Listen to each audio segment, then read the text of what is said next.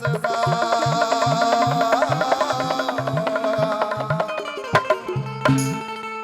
भलाए करवाइए हो।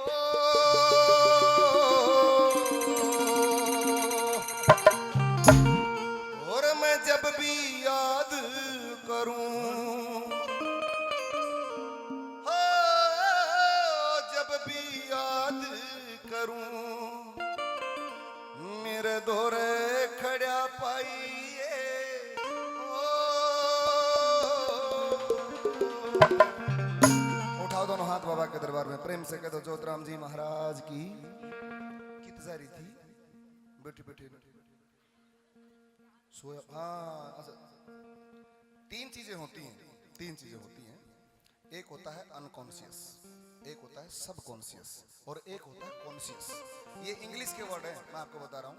अब अनकॉन्शियस का मतलब क्या है कि आपका ध्यान बिल्कुल नहीं है, जो काम आप कर रहे हो उसमें आपका बिल्कुल ध्यान नहीं है। दूसरा शब्द है सबकॉन्शियस, यानी कि जो काम आप कर रहे हो उसमें थोड़ा सा ध्यान आपका है, थोड़ा सा ध्यान नहीं है।